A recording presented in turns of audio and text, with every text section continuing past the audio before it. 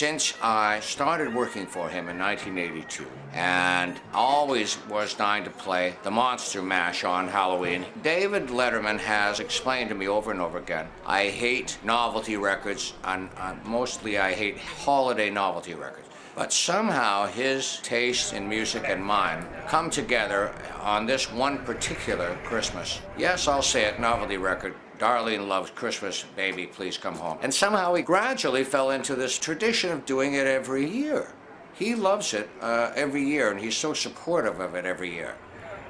The day starts with the rehearsal of the background vocals, which is a sort of a Phil Spector gospel choir backing her up. Again, you know, singers that I've used over and over again through these years, and everybody knows it. But every year, you know, we get a little closer to the Holy Grail, which is the original recording. Reproducing it, trying to reproduce that same feeling. A couple of us, Ula Hedwig and Annie Golden, appeared in the Leader of the Pack show with me and Darlene. And these girls are Darlene's favorites. She always wants to have them in the background. I mean, I've been working with them all since the 70s. Many of the group come from the Luther Vandross School of background singing, and there is no higher degree than that one. And Darlene knows all of these people very well.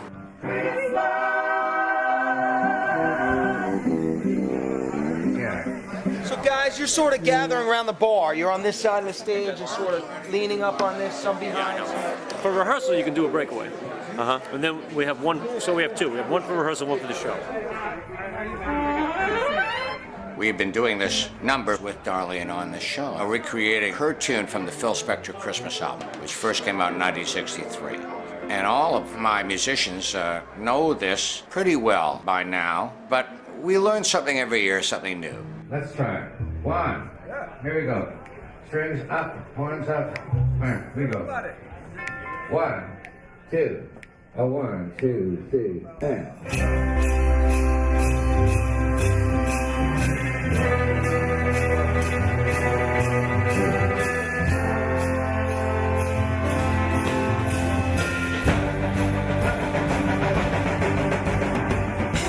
Every year we try to get it a little bit more authentic, a little bit closer to the original, whether it be to finally arrive at the correct number of horns from the original. You know, I got Tom Malone, who writes the arrangement for me each year, analyzes it with a graphic equalizer and sees, you know, does he hear, you know, is it his imagination, or is he hearing that fourth trombone? You know, well, that's how seriously we take it. You can't improve on perfection. That original Phil Spector, A Christmas Gift for You, this tune featuring Darlene Love.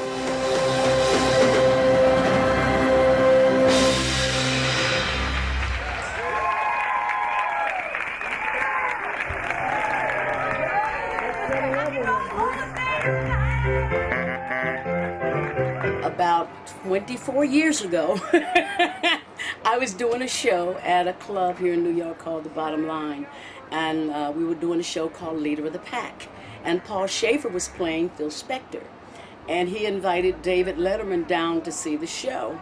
One night on the air, David asked Paul, you know that song that girl sang, something about a Christmas song? That's the greatest Christmas song I've ever heard. We need to get her on our show. And from that day to this day, I have been singing that song. Most of these singers I've worked with before over the years, not just with Paul Shaffer on the David Letterman show. We see each other at recording sessions over the years, so we're like a family, and it's usually the same group of people every year because everybody wants to do this show every year. It's amazing, and it's the same with the musicians.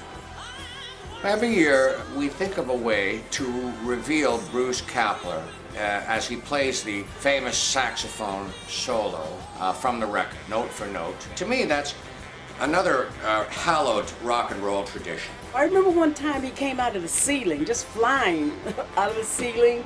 He came out of a box. He came out of a chair. He burst through a fireplace like Santa coming down, and I thought he looked very spiffy in a brand new red suit and red Superfly hat, as any Santa worth his salt in a song like this should look. They're not telling me this time what he's doing. You know, now they're trying to surprise me. So now they don't even tell me now what he's doing. One cool thing I love about Darlene is, although she comes from the gospel tradition primarily, still she refers to herself not as a gospel singer, not as an R&B singer, but she calls herself proudly a rock and roll singer. And that's why I was so gassed when I found out that she has been inducted into the Rock and Roll Hall of Fame, because she is, Darlene Love is rock and roll. I can't wait. You're rocking again. It's quite unique, I think, in show business to have a singer like Darlene Love who gets better and better. Who knows how old she was when she made this record? 19, probably. And here she is, you know, all these years later, she has not missed a beat since then. So every year it's just a musical gas as well as everything else. I couldn't be more thrilled. The best thing about the holidays, a visit from our next guest. Here now to sing Christmas, Baby Please Come Home, our good friend Darlene Love. Let's go.